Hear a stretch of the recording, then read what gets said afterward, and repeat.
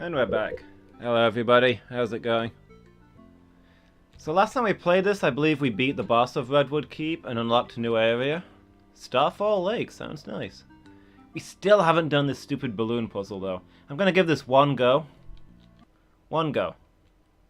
And if we don't get it, we'll go on to the next level.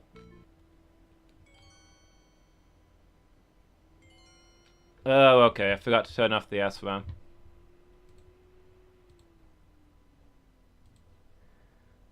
One moment, guys.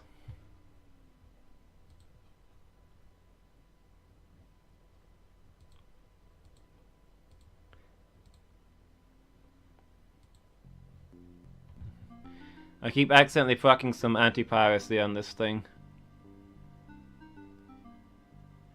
It's easily fixed, fortunately.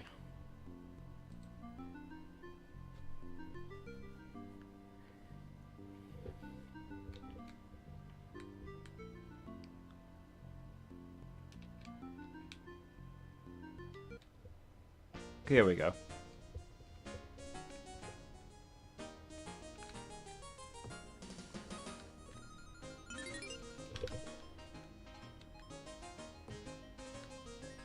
Yeah, because this game didn't use its SRAM, it's set up to crash if it detects SRAM. Because most... what's the word? I can't even think of the word I want. Most knockoff carts would have SRAM on by default. So it stopped people from making illegal copies of this game. Now you can't buy this game anymore, or I would. But I'm having to play this on emulator, and obviously there's no cart, but it accidentally procs the SRAM anti-piracy thing, unless I go into the options and mess around with the save settings.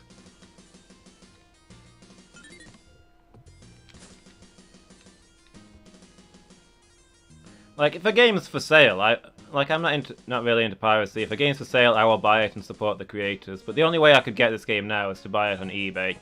And then I'm buying it off another person who has the game. None of that's going to the creators, you know?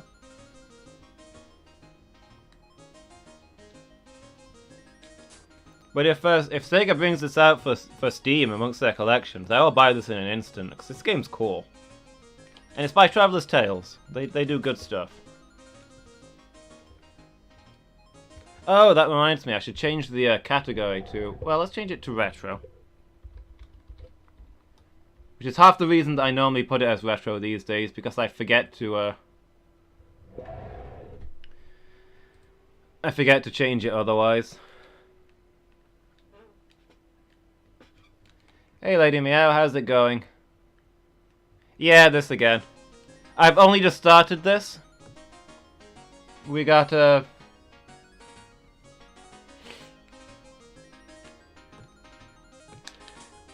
we had like 50 minutes left, so I thought I'd put this on for a little bit. This is the same level as before. This is the balloon level that I've not managed to solve to my satisfaction yet. If I can't do it on my first try, I'll go and play an actual new level. Mr. Boxing was also terrible. I don't think it was that bad a game. It wasn't a great game, definitely not my thing, but it wasn't awful. But yeah, we played a boxing game for Boxing Day. It was cool. I was actually kind of surprised by how good the game was. I was expecting it to play it for 10 minutes and give up.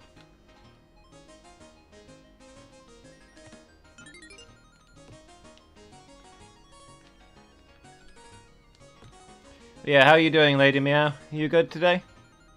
Oh, you were at the cinema, right? Did you see anything good? What did you see, and was it worth watching? Where's the gun? Where's the... A is where's the gun, and B, where's all the stuff I chucked down here? I'm guessing the answer is... Yeah, the answer is all... Everything is in a pile at the bottom of these stairs. Where they all fell. Alright. No! Oh. We'll wait for him to come back. You want to kill that guy as close to the doorway as possible. So you don't have to wait as long for this guy to kick it over. So, Crimes of Grindelwald, it was okay. Grindelwald is in Harry Potter Grindelwald?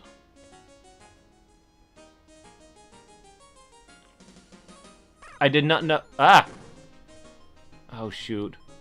Well, there go my boots. So I was reading chat, and I didn't realize there were any enemies around. Yeah, I didn't even realize they were making that.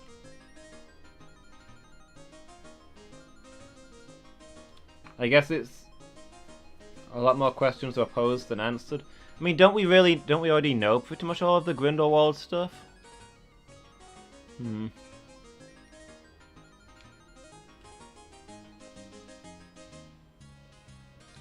So is this a sequel to Fantastic Beasts? Because that one was also set at some point in the past. I don't know exactly when. I thought Fantastic Beasts was turn of the century, and Grindelwald would have been like 30 years later, but I've not actually watched Fantastic Beasts, so what do I know?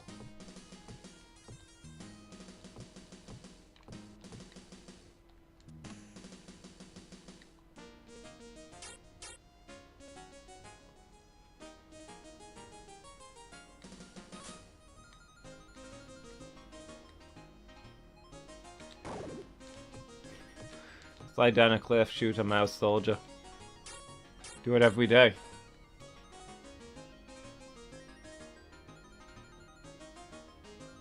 Let's see. You'll like it more when you understand it better. It is a sequel to Fantastic Beasts. Okay, so you think the what I presume will be the last film in the trilogy, or whatever they're doing,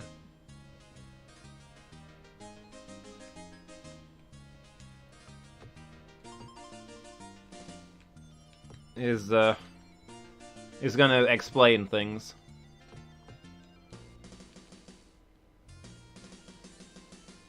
Fantastic Beasts is set 1926, this was 1927. Okay, I guess that makes sense. We don't know as much about Grindelwald as we thought, or Dumbledore. I feel like Deathly Hallows told us a lot about who Grindelwald and Dumbledore really were, but okay.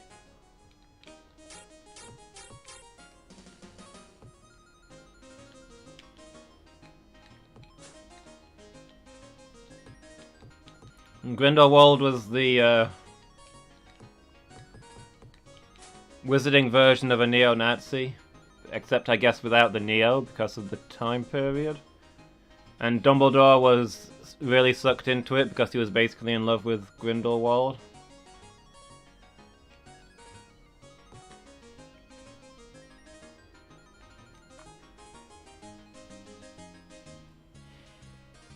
And until they had the falling out, and Grindelwald went off until the two broke up, and Grindelwald went off to do his thing, and Dumbledore reversed his life's direction. Rita Skeeter's biography of Dumbledore was definitely not going to tell us everything, or even tell us anything, right? That was not our only source on Dumbledore's actual history, though. Oh shoot.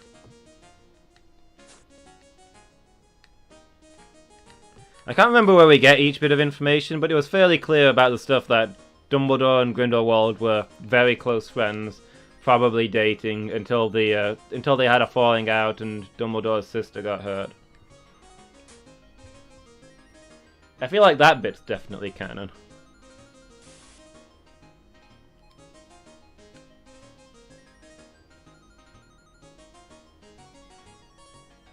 Alright, here we go again. I just don't know how you're supposed to do this bit. If I float to the right, he drops the key. I can't move to the left or he drops the key.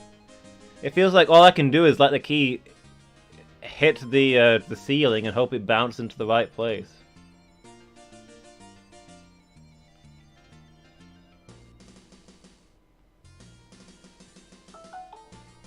Quiet, you. I feel like I'm missing something here, but I've used every component on the level. I'm just gonna have to let it hit the ceiling, see what happens. See, it just bounces. No, hit the lock, hit the lock, we did it! We did it, we finally solved this stupid level.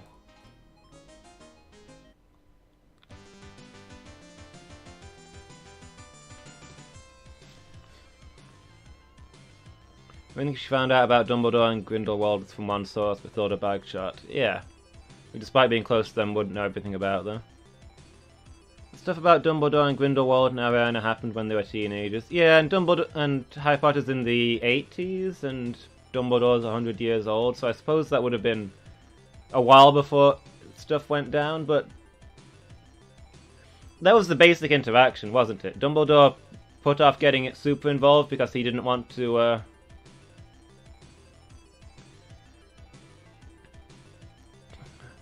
I guess there was more history.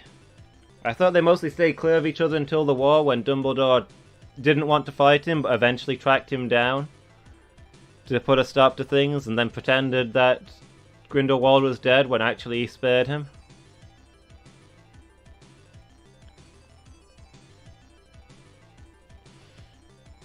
I'm sure there was little bits more in there, but that felt like a fairly complete story in itself. I feel like that hit the key points. I mean, was something crazy going on behind all of that?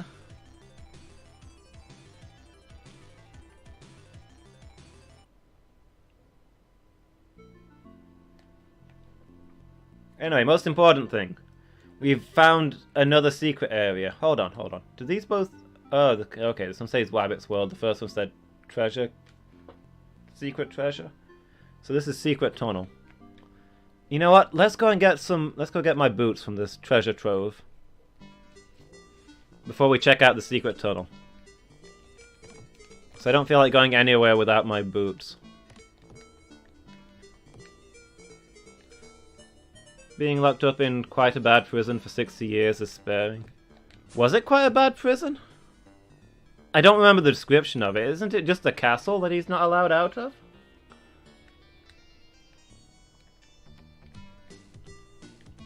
Listen, Grindelwald didn't go to the Dementors. I'd count that as sparing. The normal... A gruel and water straw mattress kind of prison? Was it that bad? I honestly don't remember on that one. But again, didn't go to the Dementors. Standard punishment for any crime in Wizarding Britain is to be locked up in an isolated location with creatures that will literally suck the happiness out of you, devour all of your happy thoughts, and if you try to escape, eat your soul. And compared to that, killing them is mercy. Is this one the one with the key? Open, please. That is not the key.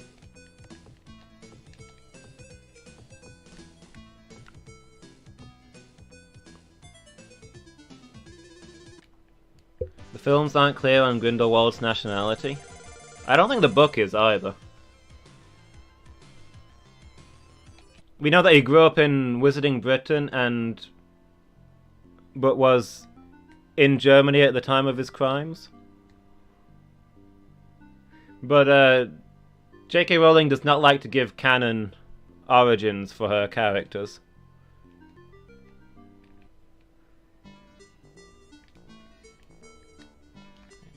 She tends to be kind of careful about... doesn't always succeed, but usually tries to avoid saying a character is from wherever or whatever ethnicity.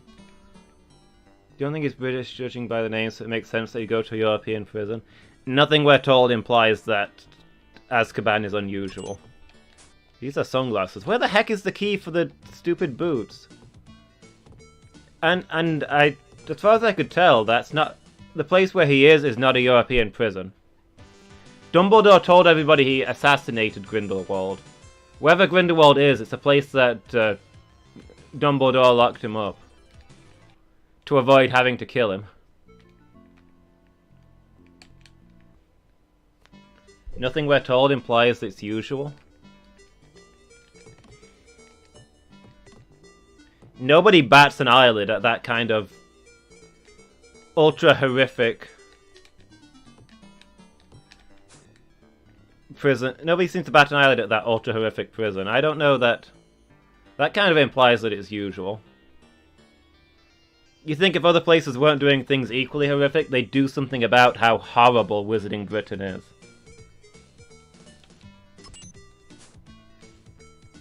No one in Britain bats an eyelid? I guess. Wizarding Britain gets invited to the international games, despite all this. It's Nurmengard where Grindelwald is locked up. Is he actually in a legitimate prison then? Am I completely misremembering this?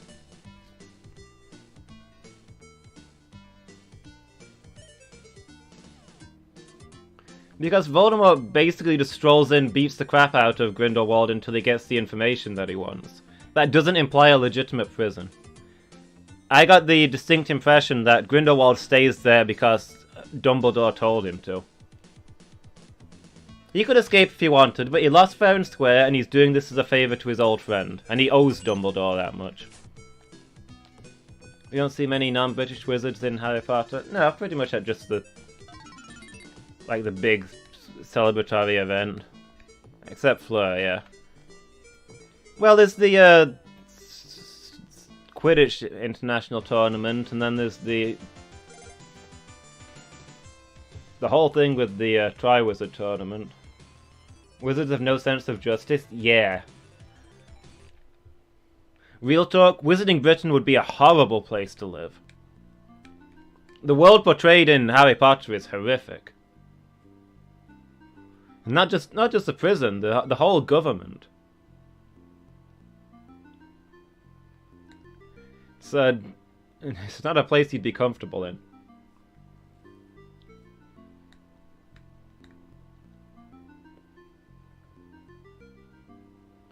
Like that time that Harry Potter goes on trial and they basically drag him into a room without any kind of real warning or briefing or no lawyer, no real defense. People just yell at him to confess and that kind of thing.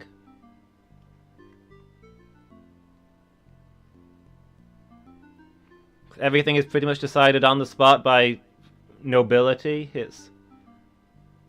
And that's basically a standard trial, and if you get that wrong, you have your wand snapped or you go to Azkaban, where soul-eating monsters devour every good memory.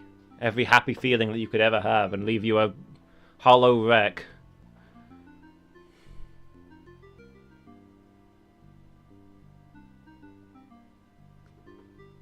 I mean, they sent Hagrid there in very little evidence. Yeah, we don't really know what other places think of British wizarding, Polly. Is that everything we know in Harry Potter is seen through Harry's eyes? Yeah, I get that, but I mean, he does read newspapers and stuff. Not that the newspapers are reliable, because the only newspaper is owned by a political party.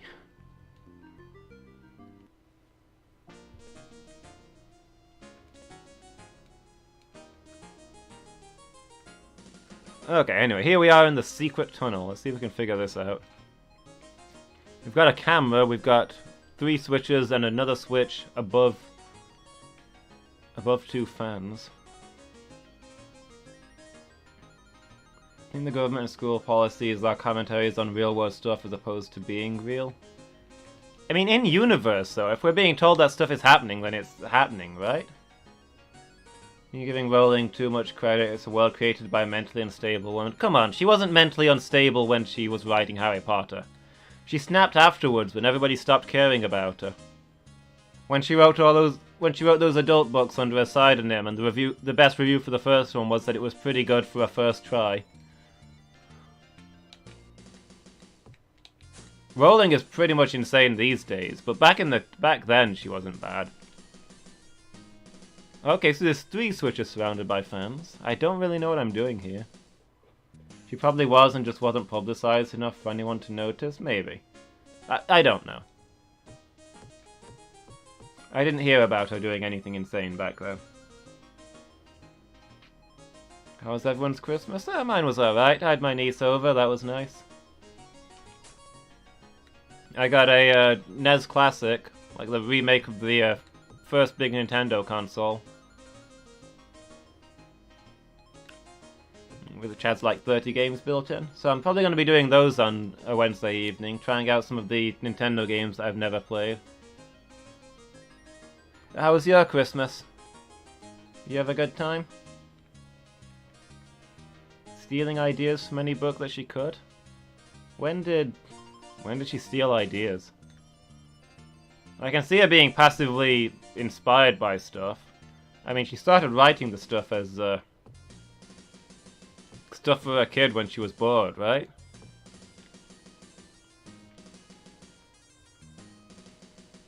Facebook and Twitter didn't exist when Order of the Phoenix came out. Social media today hasn't helped. Yeah, she didn't have a way to talk to people and show them how crazy she was back in the day.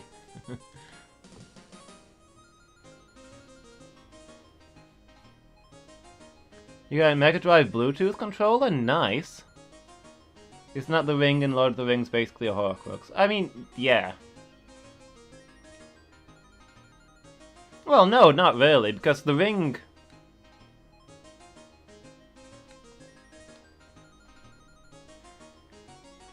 Destroying the ring destroys Sauron, but it's more about how... Oh, I'm accidentally throwing switches. Okay. It looks like I'm forever blowing bubbles to get the ball to throw the middle switch, if I can.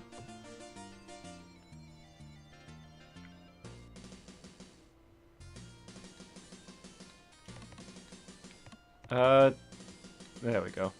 Just need to not accidentally do that again now. I mean, in practice, yeah, the ring is something that they have to destroy to defeat the bad guy, but... It's not really, lore-wise, it's very different. It's like the source of his power. An object that he put part of himself into, but has massive power on its own.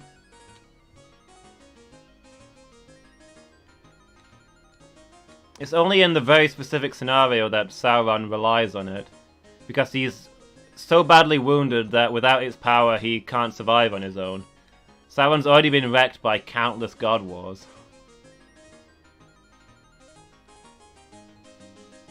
Name of wizards, wizarding schools, mechanics of the gate, specific characters, plot points. There's a long list somewhere out there of all that she was inspired by. Okay. I guess I don't really know anything about that, I can't comment. She wrote well, she's good at bringing characters to life, but she didn't make much of the world it happens in. Like, fair enough, I guess? To be fair, there are only like 7 basic plots and 12 character archetypes. Everybody rips someone else off. I don't know. I know the idea that there's 7 very broad categories you can fit any story into, but...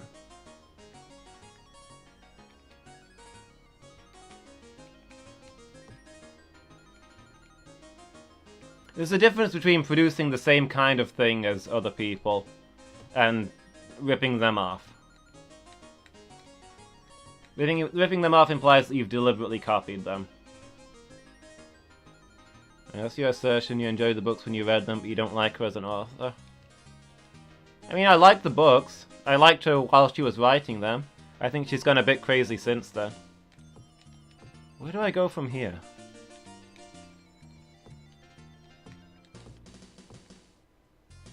Every time you write something, you're worried that you worry about ripping someone off.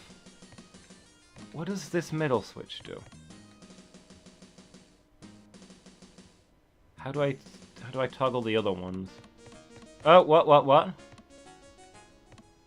Wait, is that... Oh, okay. Oh, this is a lot easier once you've turned the other thing on. Yeah. You gotta... Each switch controls 2 fans. And you gotta get all of the things into place. Oh, come on! Everything except that last one is spot on. There we go, that got all of them. Let me put this down before I break something. I hit all the switches. Now what? What have I unlocked? Is there a treasure waiting for me? Oh, this is still closed. Yeah, terrifying is every time you write something you're worried about ripping someone off. I mean, you can be genuinely inspired by something without ripping them off, right?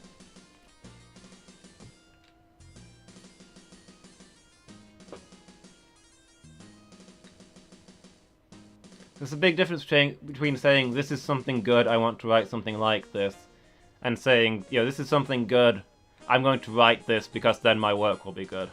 like copying something. To emphasize, everything that happens in my D&D game narrowly crosses the line. I mean, I would... You're the one who started me reading the books that we're basically playing through the plot of. And I keep wondering if you regret that. Like, I started reading the books at the same time we started the campaign, and at first I was like, okay, there's a few similarities. And as we've gone on, I've realized, okay, this is the book we're in now.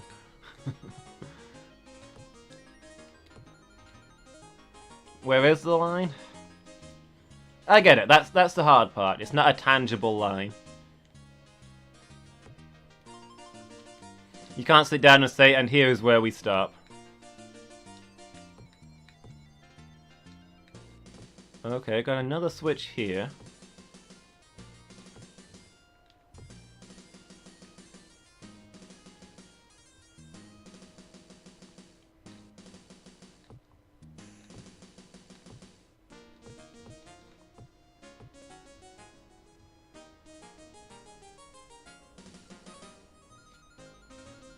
Don't mean to Lumus, some of the gods are inspired by it.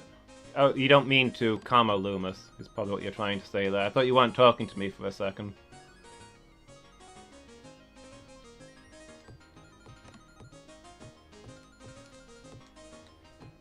From my perspective, it feels a little bit like you started out intending to rip it off incredibly. Just have that be the actual plot, and since then you've been working hard to add stuff that isn't ripped off to it, to diversify it more. Which is fair. As you've practiced and gotten better at DMing, you've developed the techniques to write your own stuff. That's reasonable. I mean, it's not like you're publishing this. You're learning how to do things. Just wanted to drop in and say hi. Okay, fair enough. Thanks for being here, Lady Meow. I'm not going to be going on much longer anyway.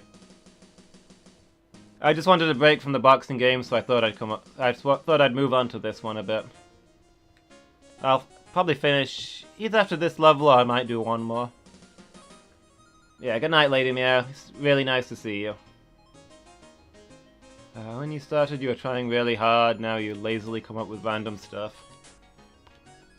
Kinda? Okay, I get what you're saying. I mean, there was like a middle period. You started out with the Snowlands with a lot of really original stuff. You went to Bream, you panicked kind of a bit because you suddenly had a huge world map that you needed to fill in. Borrowed a bunch of stuff.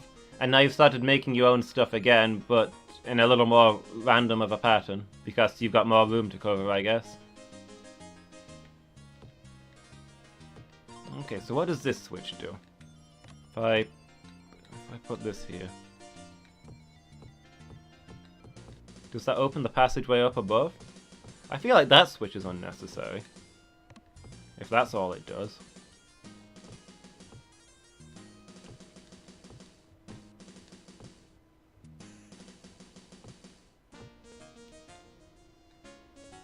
There it is. I guess you have to hit all 4 switches to open the door. It said this was a secret tunnel. I was expecting more weird treasure or something. Is this just a shortcut to later levels, do you think? I guess you really wanted auto-roll on the Azeth Gates and you like the function of guards in the Malazan books. Other than that, you feel you've been reasonably unique? Okay.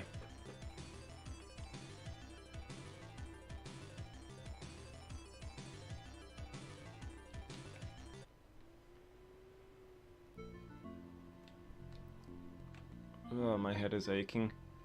I feel like...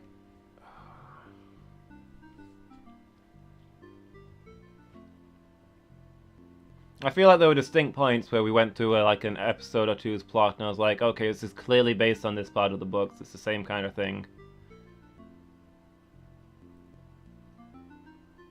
But I have trouble putting my finger on what's what.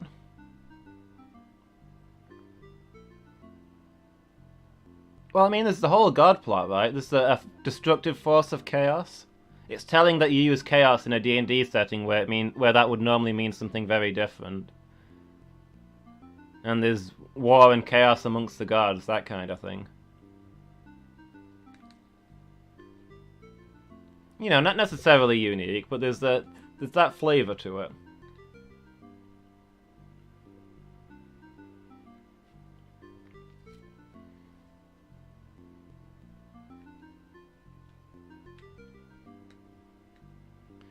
Perhaps unintentional? Like I say, you can be inspired by something without ripping it off. Some of that is a selection of books, you guess. Yeah.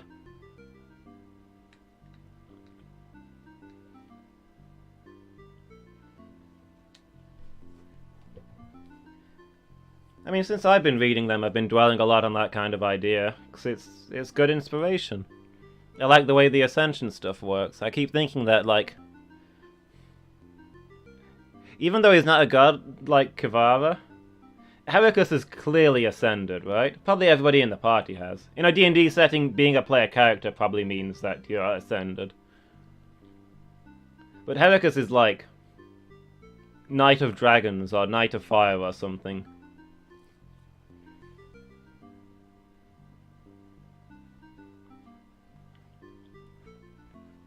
He's become something beyond. And probably the same for all the other characters. I mean, Heracles thinks of himself as the least important of the characters. I mean, he's very humble like that, but it's also the fact that the other four are all chosen ones of a god. I mean, he's kind of the chosen one of a god, but he's also just there as... He's also partly just Kivara's bodyguard. If you're being really ungenerous, you could class him as being her hireling, like a piece of equipment even.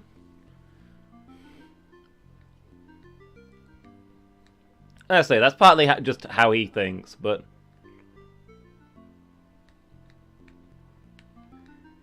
What I mean is, he's ascended to a divine-like state. All the others have probably ascended higher.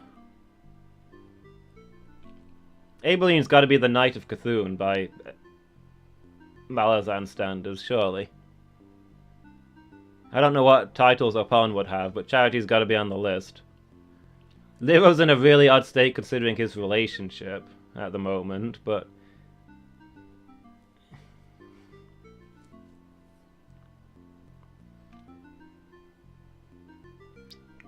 But yeah, that stuff's going through my mind too. It's easy to be inspired by that kind of stuff.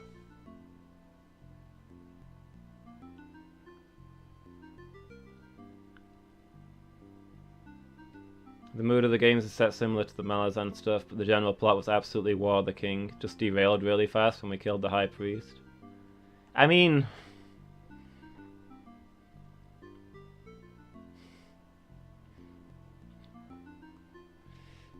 I guess? I mean, the High Priest started that. By the time we got to the King, we had bigger problems to worry about. I guess killing the High Priest shortcutted us into the next plot, because we started uncovering more important things. Closest is probably Kivara, because she's begun ascending. Lero is definitely a second, but only by virtue of having a book. Maybe this is just a case of D&D being even more high fantasy than Malazan is. But I feel like we could take a lot of the really important Malazan characters.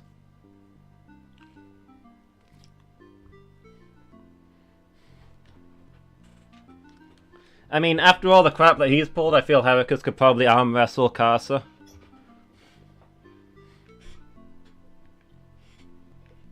In terms of power, Kivara's probably on par with a weak god like... Probably not far short of somebody like Shadow Throne. A new, vulnerable god.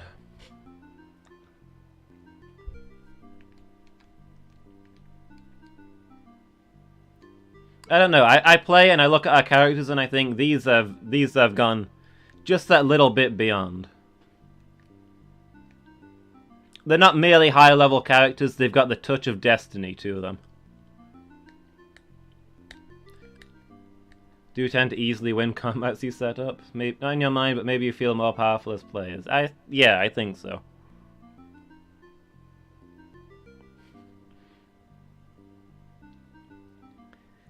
I feel like I can square off with anything and put up a good showing.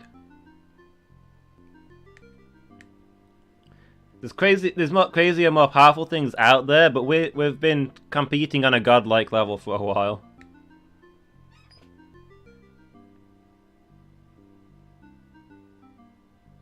You versus the Green Man didn't go great, but admittedly these days you'd cause him trouble. Exactly. The challenge was set and we've risen to it. Remember, me versus the Green Man? A, that was pretty much just me, not with party helping me. B, I didn't have my legendary ancestral sword that is the mark of all my power. I was hitting him with a spare mace that I found lying around. Since then, I've trained hard, I've seen my god return. I've gathered knighthood, spread my wings, mastered my fire.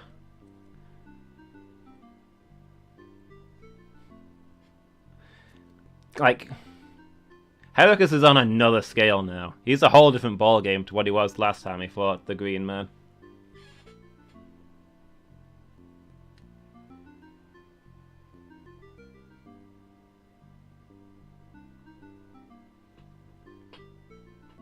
Like, it's not that we can best the gods. It's that if we fought the gods, there'd be a contest. We'd probably lose, but for a mortal, fighting a god shouldn't be a fight. It's the kind of thing I'm saying. Okay, we're overrunning, but I've been rambling for a while and I want to do a bit more stuff. Lighthouse or Starfall Lake? Pick me one, we'll do that level, and then I'll call it for tonight. Which one do you want to see, Wolfie? So Starfall Lake is where we're meant to go. Lighthouse was on the other end of the shortcut. I don't know if that's a one-off level, or if we're skipping later in the game. In your world, fighting the gods can be done. The greatest god is only a demigod. Yeah, but... Lighthouse? Okay. Sure, but for the normal person, they should be too powerful for it to be a fight, right? You need to be good for it to matter. We're good the way that Briss Benedict is good. In one sense, he's just a guy who trained really, really hard and got really, really good. But he has gods competing to make him a divine being in their service. People who want him to be their knight. David versus Goliath, a lucky shot might kill one? I really can't see that. Some city soldier versus Whisper? That would not be... Whisper would one-shot him. It'd take a million lucky shots to bring him down.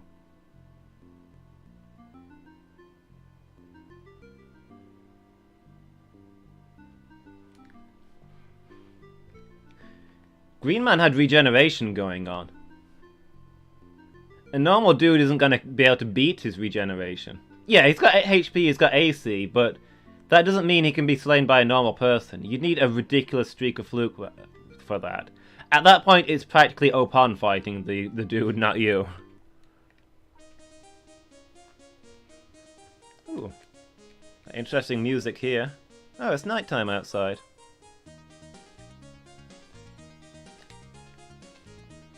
Yeah, I get what you're saying, that he's not something walled off from the world. He's a thing that can be fought, but he's beyond the ability of anything that's not kind of crazy themselves. My point is that we're sort of on his scale.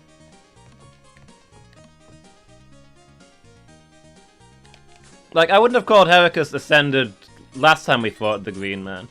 He was just a really strong mortal at that point. He landed a couple of good hits.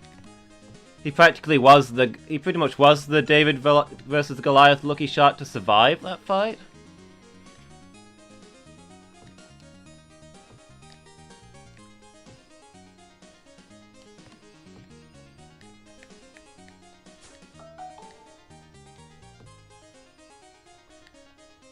I feel like I'm stacking things here.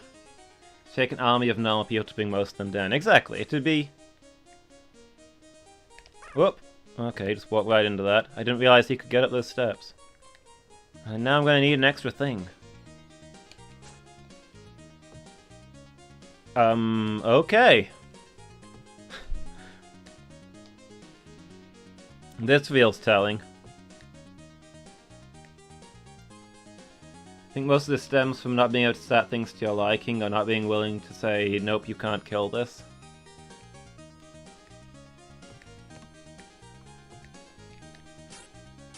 A cardboard box! These are shoe boxes as well. They have...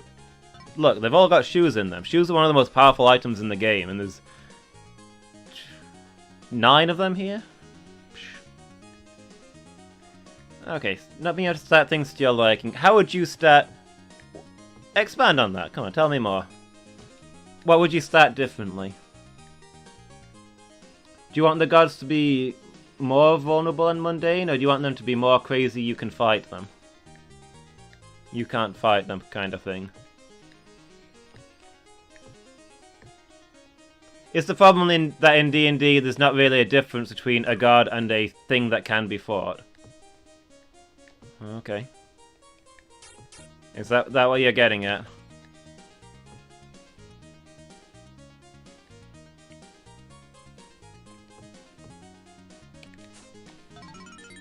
Like, you want them to feel like they're mundane deep down, but...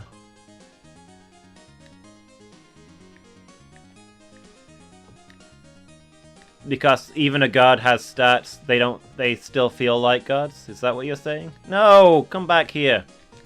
Oh, forget it. Can I get up there without it? Cool. I just got my boots back on. What a jerk. No! Oh, now the key's gone, thank you.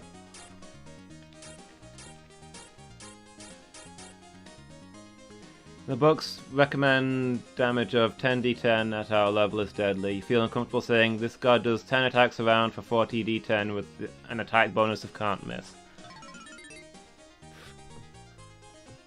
I mean, that's what I'd do if my players started fighting a god. Idiots.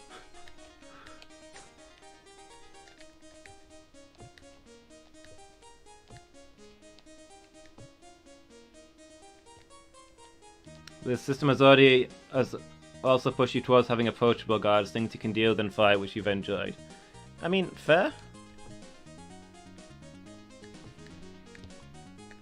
I guess he is the different perceptions of the same thing kind of thing.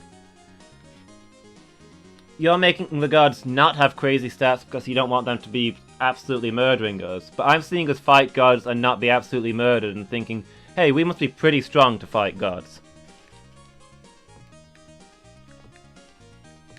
By making the top tier weaker, you're making the middle tier stronger, is the kind of thing. Like, you can only judge your strength by the things that are around you, right? Okay, there's another thing. Ah, I didn't get it.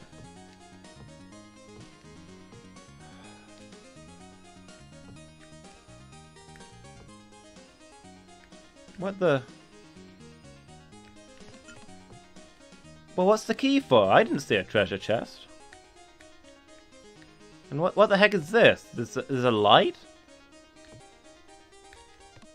Is this the lighthouse reward?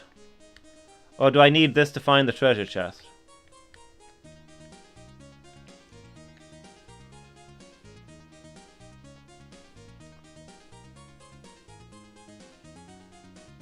Don't like gimmicks being the reason you can win against a god. Probably from your gaming background, I guess. I mean, you're the one who said you can defeat any god by sitting in that chair. The light probably does show up invisible things. It kind of looks like a... that sort of light. Did occasionally mean to show us things that could wreck us, but didn't succeed so much. That is one problem with D&D, I think. It's hard to show something that is capable of wrecking you, and giving you the ability to respond to it. If something's capable of wrecking you, it's probably just going to kill you in the first round of combat.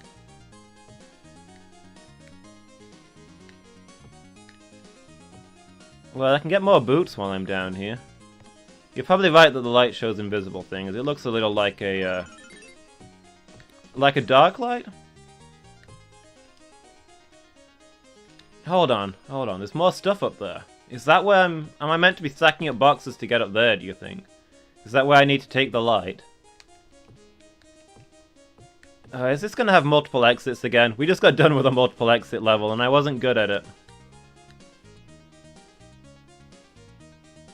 An in-game character explained that you could beat a god by sitting in their chair. That's not immediately true. Yeah, I get that you have to... The chairs aren't just chairs. But... I don't know.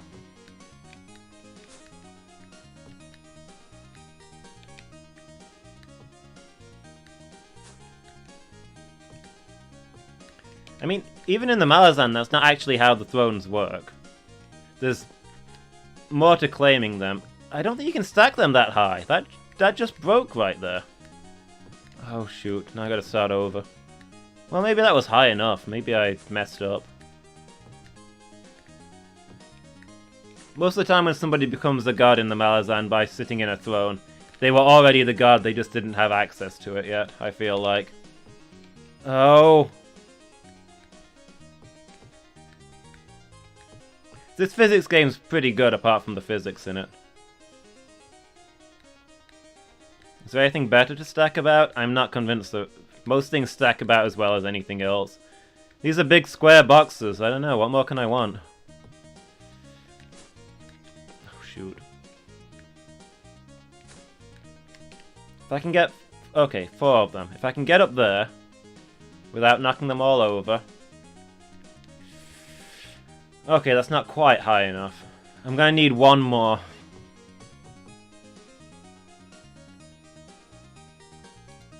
They need to be ascended or ascending before they sat. Things so powerful they basically fizz with potential anyway. Yeah, because I mean, like... Some of the gods are like angel level beings that sat in a throne. Some of the gods don't have a throne. Because they don't need one. They're just gods. I mean, some of the gods don't even have a warren.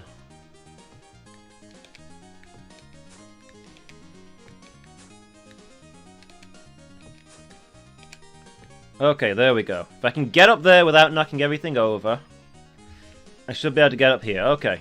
Okay, we're up. No, this is not going to be easy. Okay, never mind.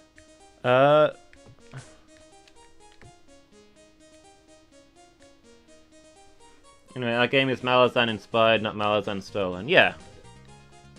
I mean, I wasn't really trying to say that it was stolen. I was poking fun a little bit.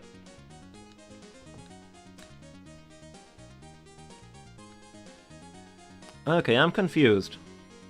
I mean, we found a crap ton of treasure here. If we want to drag all this all the way up the stairs, which I'm not convinced we do. Wait, I've still not seen a treasure chest.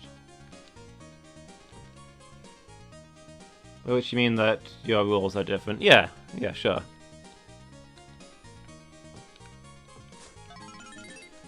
Heracus does not actually have divine abilities just by its dint of what he's doing. But I'm not convinced that some of the Malazan characters necessarily do. Sometimes just being really good is your ascension power. I feel like if we were in the Malazan universe and everything else had happened the same, Heracus would probably be the Knight of Dragons, is all I really meant to say. And the others would probably have reached similar titles by this point.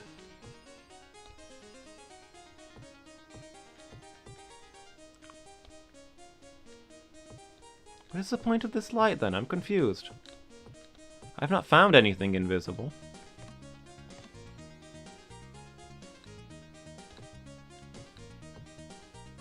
Wait, what? Oh, I can see inside here. Hold on. How do I get that out?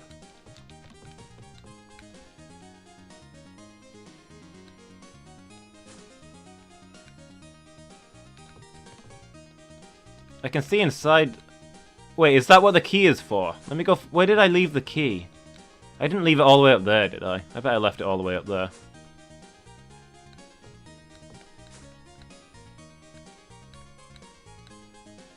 Don't have enough history yet, but you're probably aware your stories aren't done yet. Yeah, but I mean... You don't become a god because your story's done. That's the way to become a really boring god. You ascend to be the knight of...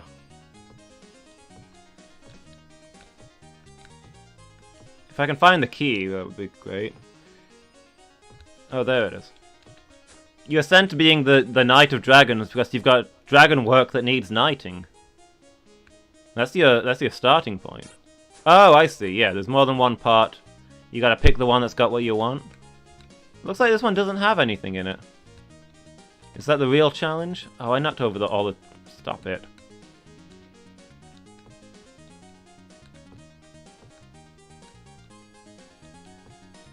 Okay, so I think... Stop it. I just want to get up there. Please, please, please, please. I don't think there was another part up there. I'm hoping there wasn't, because I can't get back up. I've compressed my pile. I think the point of this is to show me which part has something in it, and it's this one over here. So I can go ahead and use my key on that one.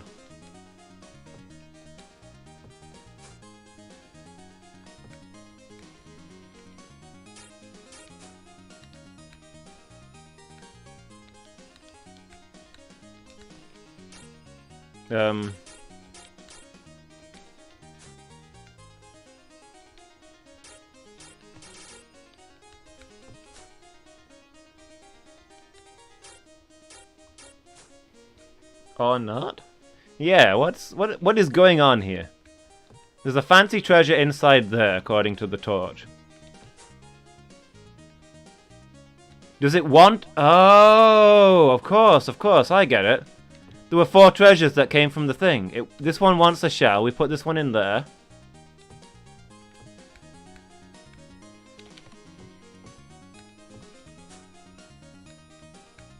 Or not. Get back here, you. I figure we've got to put each one of these into the right thing and the game will tell us how, but...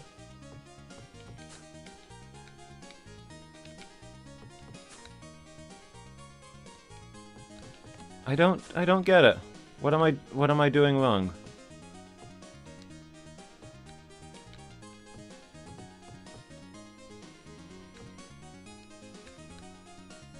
I mean, were there 2 shells? There's 2 shells. Are the shells different in any way? Does it matter which one? Hold still. Ah, okay. The 2 shells are different. We gotta get the shell with the right pattern. There we go. Oh, whoa. Ah, my torch! I need that! Gosh darn it. Ah! Well, we found one exit.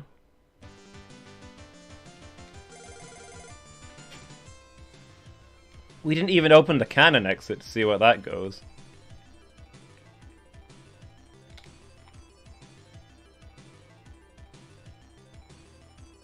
Get the key. It would have been sensible to take the key down with me. I was looking for a way to get back up, but that obviously wasn't happening. So I've opened up a hidden place. We're gonna have to... You realize we're gonna have to play this one like 5 times to see what stuff we keep unlocking. We didn't even go out through the official exit in that one. But I'm already like 45 minutes over time because we've been chatting, which has been cool. I'm not grumbling about that. I like sitting here and having a conversation. If the chat is so good that it's distracting me from the game, then hooray, good chat. How many exits were there? Well, I know there's one at the top of the lighthouse. There's 4 parts and 4 treasures. The first one opened an exit. Do the other 3 open exits? I don't know. I'm guessing one of them goes to a treasure chest. There might be an exit for each one. Maybe there's a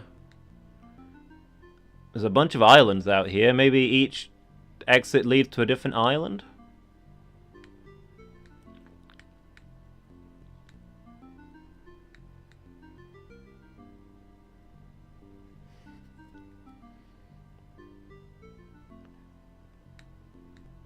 Yeah, this could, I'm interested to see where this is going, but yeah, it's gonna have to be another time. It's getting really late. I'm glad you talked me into playing a bit of Puggsy, though, because we made some progress. We finally beat that stupid balloon level, and I'm really interested into where this lighthouse side quest is going.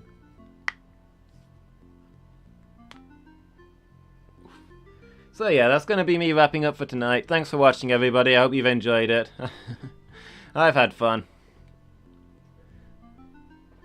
That, boxing game was something, and we keep coming back to Puggsy, and I do like this game.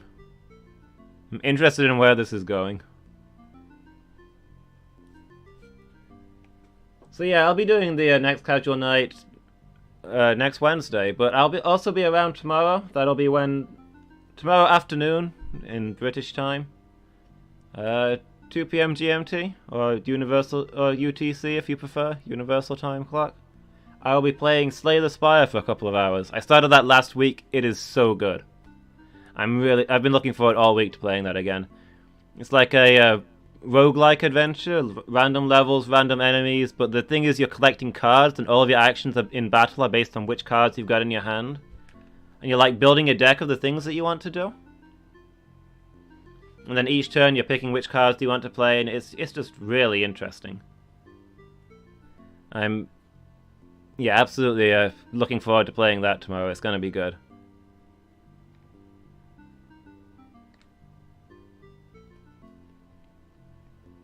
Are we recording tomorrow? It'd have to be fairly late on if we do record, but... Yeah, I'm up for us recording tomorrow. Sometime in the evening? Yeah, I'll contact you. We'll figure it out. So I'll be doing the stream until about 5. Thursday is usually my going to the gym night. The gym is closed at the moment, but I'll want to do something to try and keep in shape, because I don't have a lot of time for exercising during the week. It's important for me to like put aside a gym day. You're free super late? Okay. So I'll finish at 5, I'll work out for a bit, I'll get some dinner, and we can do 3 or 4 hours of recording maybe? We'll do a run basically, because we don't know how long it's going to take. It's going to depend a lot on how the rolls of the dice go. Since that game doesn't have online saving, when we're going to have to do a whole game in one go, it depends whether we die early a lot or whether we finish it. So we'll see. Can work out together. You haven't been exercising for years. You used to be really into exercise, dude. I remember you being ripped. Like, what happened? Did you just run out of time? You ran out of time, didn't you?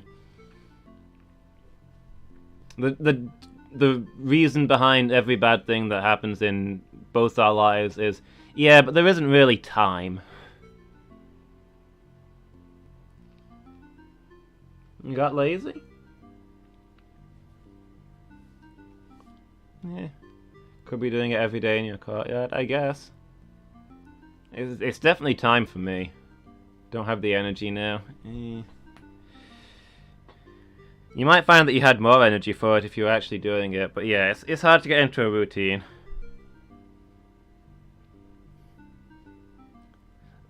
Weirdly, my mum's gotten me into it more regularly, because she had a exercise club at the gym that she really likes on a Thursday evening, and she kept pestering me to go along, so eventually I did, and it's actually pretty fun. But like, it's also I don't have a lot. I really like my mum, but I don't have a lot in common with her, so having something that we can do together on a Thursday evening is really nice. So we go to the gym together, and that's become my exercise day. And even when we can't go to the gym, I try and do something on a Thursday to stay in shape.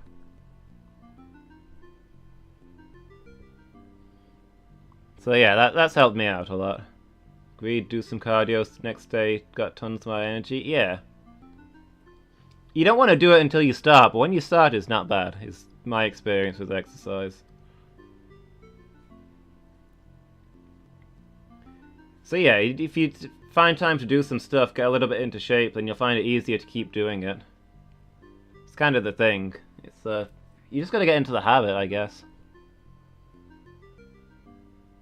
But I don't know. I mean, I don't know that you're in bad shape, are you? You do lots...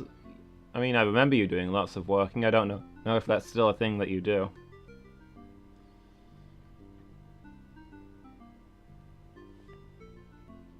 I mean, I'm not interested in being crazy ripped or anything like that, but I just want to be healthy, you know? You gotta do a little bit to keep yourself healthy and happy, right? You're in super bad shape? Walk to work, walk home. At work, you just stand there. I mean, I just sit there at work, so... You just gotta take care of yourself sometimes, you know? Like, you gotta find that balance. Like, you feel like you want to be doing stuff, but if you don't take care of yourself, you're not going to be able to do stuff, so... Sometimes you gotta exercise so that you're healthy, sometimes you gotta play games so that you're not going crazy.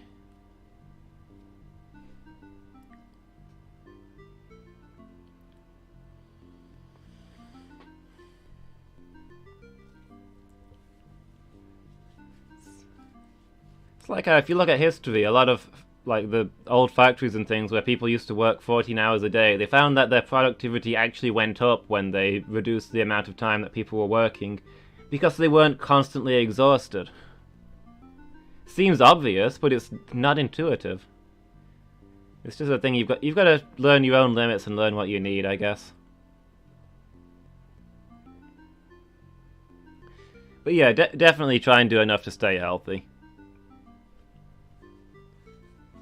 Just take care of yourself.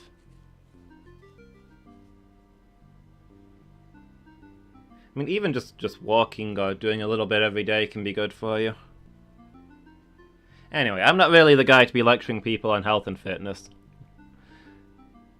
Like I say, I'm not exactly ripped myself. I do a bit of running. I'm not in awful shape, but I'm not a musclehead by any sense. Anyway, yeah, where was I? I was signing off for the night, wasn't I? Hey, thanks for sticking with me this whole session, though, Wolfie. I really appreciate that. And, yeah, thanks everybody who's watched. I hope you've all had a good time. I'll be around tomorrow afternoon to play some Slay the Spire, which I'd really recommend. That game's so good so far. So far, it's so good. I've only played it the one session, but it looks amazing. So yeah, I'll be doing that tomorrow, and then the next time after that will be Tuesday evening for Pokemon Night, and next casual night will be next Wednesday. So I hope I'll see you guys again. I'll happily catch you at any of those. Thanks again, everybody. Good night.